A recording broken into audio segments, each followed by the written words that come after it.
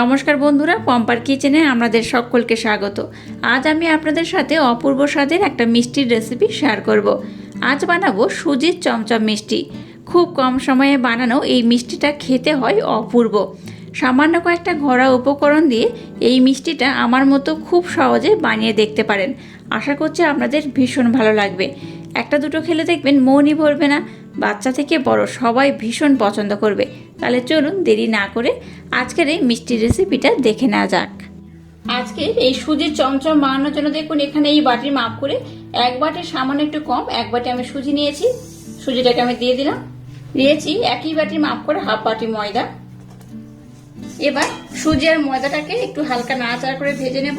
এই সুজি আর ময়দার মিশ্রণটাকে কিন্তু একদম লালি ভাব করে ভাজবেন না, জাস্ট একটু নেড়েচেড়ে ভেজে নিলেই হবে। ময়দা আর সুজির মধ্যে যে কাঁচা স্মেল থাকে সেটা না থাকলেই হবে। তো যাই হোক, এইভাবে আমি 1 মিনিট ধরে একটু নাড়াচাড়া করে নেব। অবশ্য গ্যাসের ফ্লেমটাকে লো রাখবে। গ্যাসের ফ্লেমটাকে একদম লো দিয়ে এটাকে নাড়াচাড়া করে 1 মিনিটের জন্য একটু ভেজে নিতে হবে। গ্যাসের ফ্লেমটাকে একদম লো রেখে 1 মিনিট ধরে সুজিটাকে একটু নাড়াচাড়া করে ভেজে নিয়েছি। আর দেখুন সুজি কিন্তু যেমন ছিল তেমন রয়েছে। সুজিটাকে কিন্তু লাল করা যাবে না, এইরকমই থাকবে। এবার দেখুন এই বাটির মাপ করে যেহেতু আমি যতটা সুজি নিয়েছি তার 3 গুণ আমি এখানে দুধ দিয়ে দেব।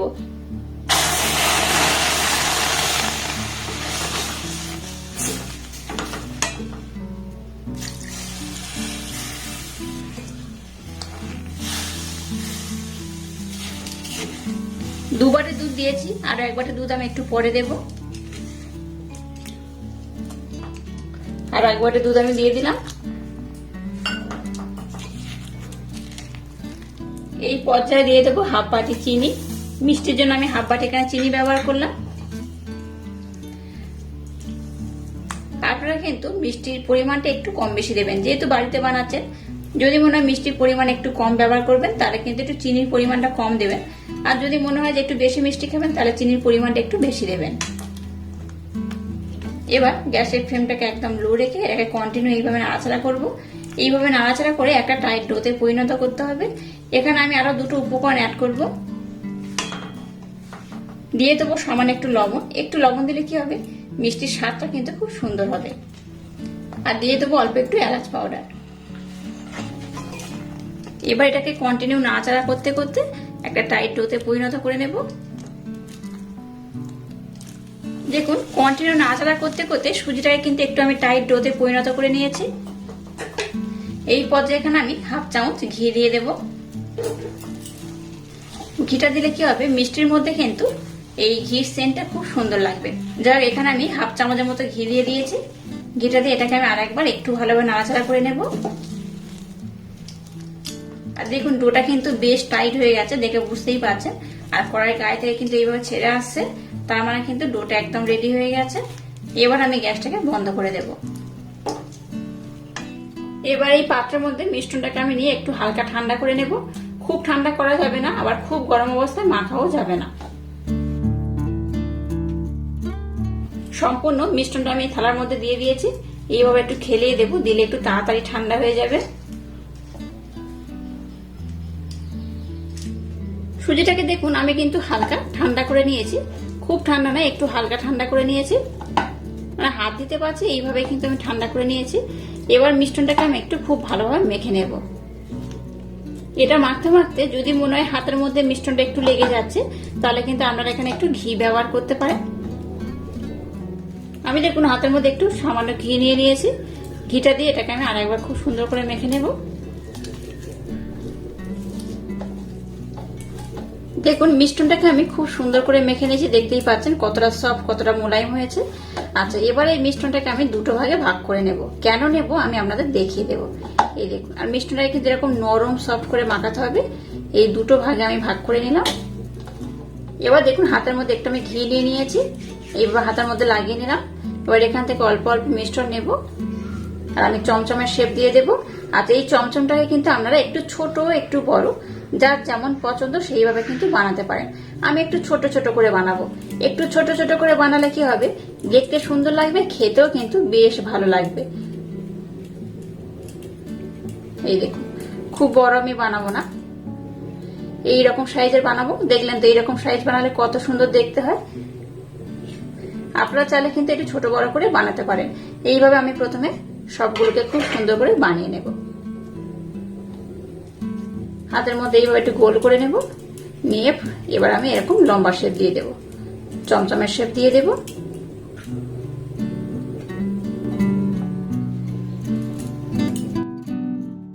দেখুন সমস্ত মিশ্রণ দিয়ে কিন্তু এইভাবে আমি চমচমের শেপ দিয়ে নিয়েছি, দেখতেই পাচ্ছেন কত সুন্দর হয়েছে। আর দেখুন এই মিশ্রণটাকে আমি রেখে দিয়েছি, এটা কিভাবে ব্যবহার করব আমি আপনাদের সাথে একটু পরে শেয়ার করব। এবার দেখুন এরকম ছিদ্রযুক্ত থালা নিয়েছি, আর থালা চাপ থালায় আমি কিন্তু খুব ভালোভাবে ঘির প্রলেপ লাগিয়ে দিচ্ছি। ধারের পোর্শনে দিতে হবে না, জাস্ট এই মিডিল পোর্শনে দিলেই হবে। এবার যেগুলো চমচমের শেপ দিয়েছি সেগুলো এর মধ্যে আমি দিয়ে দেব। একটু ছাড় করে দেওয়ার চেষ্টা করবেন, তাহলে কিন্তু একটার সাথে একটা লেগে যাবে না। দেখুন সবগুলো খুব সুন্দর করে ধরে গেছে। এবার দেখুন গ্যাসটা জেলে দিয়ে একটা কড়া বসিয়ে দিয়েছি, আর কড়ার মধ্যে জল দিয়ে জলটাকে আমি একটু হালকা গরম করে নিয়েছি। এবার এটাকে আমি এর মধ্যে ভাপাতে বসিয়ে দেব। এটাকে ঢাকা দিয়ে কিন্তু খুব সুন্দর করে ভাপিয়ে নিতে হবে, আর প্রত্যেকটা কিন্তু একটু ছাড় করে দেবেন, একটার সাথে একটা যেন না লেগে থাকে। এবার এটাকে আমি ঢাকা দিয়ে একটু ভালোভাবে ভাপিয়ে নেব। এবার দেখুন বাকি মিশ্রণটাকে আমি নিয়ে নিয়েছি, দেখতেই পাচ্ছেন। এবার এখানে আমি একটু অরেঞ্জ ফুড কালার দিয়ে দেবো কয়েক ফোঁটা। আপনারা চাইলে কিন্তু সবগুলো সাদা বানাতে পারেন, আর একটু যদি কালারফুল চান তাহলে কিন্তু এরকম একটু ফুড কালার দিয়ে দিতে হবে, দিয়েও কিন্তু চমচমটা বানাতে পারেন। আপনারা আপনাদের মনের মতো করে বানালেই হবে, আপনাদের যেমন ইচ্ছা। সবগুলোকে সাদা বানাতে পারেন, একটু ফুড কালার দিয়ে এইভাবেও কিন্তু কালারিং বানাতেও পারেন, তাতে করে কি হয় দেখতে খুব সুন্দর লাগে। ফুড কালার দিয়ে এটাকে আমি আর একবার খুব ভালোভাবে মেখে নেব। দেখুন ফুড কালার দিয়ে এটাকে আমি খুব সুন্দর করে মেখে নিয়েছি, আর মিষ্টিটা কিন্তু এরকম খুব সুন্দর হবে, এরকম মোলায়েম হবে, তাতে করে কি হবে মিষ্টিগুলো কিন্তু খুব সফট হবে। আবারও দেখুন হাতের মধ্যে একটু আমি ঘি নিয়ে নিয়েছি, আবার এখান থেকে অল্প অল্প মিশ্রণ নেব, আর একই রকম ভাবে চমচমের শেপ আমি দিয়ে দেব। এই দেখুন কত সুন্দর হয়েছে। একইভাবে কিন্তু সমস্ত মিশ্রণ দিয়ে এইভাবে আমি বানিয়ে নেব। দেখুন অল্প একটু ফুড কালার দিয়ে এই চমচমগুলোকে কিন্তু আমি খুব সুন্দর বানিয়ে নিয়েছি, আর কত সুন্দর দেখতে হয়েছে দেখুন। আপনারা চাইলে সবগুলো কিন্তু একটু ফুড কালার দিয়ে বানাতে পারেন, আবার নতবা কিন্তু আপনারা ফুড কালার ছাড়া সাদা কালার করেও কিন্তু বানাতে পারেন। দেখুন সাদা চমচমগুলোকে আমি বানিয়ে নিয়েছি, আর কত সুন্দর হয়েছে দেখুন। চমচমগুলো যেহেতু হয়ে গেছে এটাকে আমি উঠিয়ে নেব। চমচমগুলো কিন্তু বেশ নরম হয়, দেখতে তো সুন্দর হয়, খেতেও কিন্তু অপূর্ব হয়। সবগুলোকে আমি পাত্রের মধ্যে উঠিয়ে নেব। দেখুন চমচমগুলোকে আমি নামিয়ে নিয়েছি, আর বেশ গরম রয়েছে, আর বেশ কিন্তু সফট হয়েছে, থেকে বুঝতেই পারছেন, হাত দিলেই কিন্তু বুঝতে পারবেন এটা কতটা সফট হয়েছে। এটাকে আমি একটু ঠান্ডা করে নেব, তারপর আমি আপনাদের দেখাবো। গরম অবস্থা দেখুন হাত দেওয়া যাচ্ছে না, প্রচুর গরম রয়েছে। তো যাই হোক, এবার কিন্তু এই চমচমগুলোকে আমি একই রকম ভাবে বানিয়ে নেব। এবার একই পাত্রের মধ্যে এই চমচমগুলোকে আমি দিয়ে দেব, একইভাবে ঢাকা দিয়ে এটাকে আমি হতে দেব। এবার দেখুন এখানে আমি কোকোনাট পাউডার নিয়ে নিয়েছি, আর মিষ্টিগুলোকে একটু ঠান্ডা করে নিয়েছি। এই কোকোনাট পাউডারের উপরে এটাকে আমি এবার কোটিং করে নেব। এইভাবে নিলে কি হবে দেখতে কিন্তু খুব সুন্দর লাগবে, দেখতেই পাচ্ছেন কত সুন্দর হয়েছে। আর এগুলো কিন্তু বেশ নরম হয়। তো আমি যেগুলো কালার দিয়ে বানিয়েছি সেগুলো কিন্তু হতে দিয়েছি, ততক্ষণ এগুলোকে আমি প্রথমে খুব সুন্দর করে কোটিং করে নেব। আমি আপনাদের পরে দেখাচ্ছি এটা কত সুন্দর হয়েছে, যেমন নরম তেমন তুলতুলে, মুখে দিলেই মিলিয়ে যাবে, অসম্ভব সুন্দর খেতে হয়। সবগুলোকে প্রথমে এইরকম সুন্দর করে আমি কোটিং করে নেব। দেখুন সবগুলোকে আমি খুব সুন্দর করে কিন্তু কোটিং করে নিয়েছি। যেগুলো ফুড কালার দিয়ে বানিয়েছি সেগুলো কিন্তু রেডি হয়ে গেছে। এগুলো ভাপাতে খুব একটা বেশি সময় লাগে না, 10 থেকে 15 মিনিট হলে এগুলো কিন্তু খুব সুন্দর করে ভাপানো হয়ে যায়। আবারও দেখুন মিষ্টিগুলোকে আমি একটু ঠান্ডা করে নিয়েছি। এবার এই নারকেল কুড়োনোর যে আমি পাউডার নিয়েছি, এই পাউডারের মধ্যে এগুলোকে আমি কোটিং করে নেব। দেখুন কত সুন্দর দেখতে হচ্ছে। সবগুলোকে একইভাবে আমি খুব সুন্দর করে কোটিং করে নেব। দেখুন কত সুন্দর দেখতে হচ্ছে, কত অপূর্ব দেখতে হচ্ছে। আবারও বলছি এগুলোকে কিন্তু আপনারা ফুড কালার দিতে পারেন, এমনি নর্মাল সাদাও ব্যবহার করতে পারেন। এইভাবে সবগুলোকে আমি খুব সুন্দর করে কোটিং করে নেব। সুজির চমচম মিষ্টিগুলো কিন্তু একদম রেডি হয়ে গেছে। সবগুলোকে আমি খুব সুন্দর করে কিন্তু নারকেল দিয়ে কোটিং করে নিয়েছি। এই নারকেল পাউডার বা কোকোনাট পাউডার মার্কেটে কিন্তু আপনারা কিনতে পেয়ে যাবেন, তবে এই যে কোকোনাট পাউডার আমি ব্যবহার করেছি এটা কিন্তু বাড়িতে বানানো। যাই হোক, 2 রকম কালার করে যেহেতু চমচমগুলো বানিয়েছি, আশা করছি আপনাদের ভীষণ ভালো লেগেছে। এটা কতটা নরম দেখুন, বেশ সফট হয়, দেখে বুঝতেই পারছেন এটা কিন্তু খুব সফট হয়। এই দেখুন, দেখতে তো সুন্দর হয়েছে, খেতেও কিন্তু দুর্দান্ত। এইরকম কিন্তু একদম নরম হয়, মুখে দিলেই মিলিয়ে যাবে।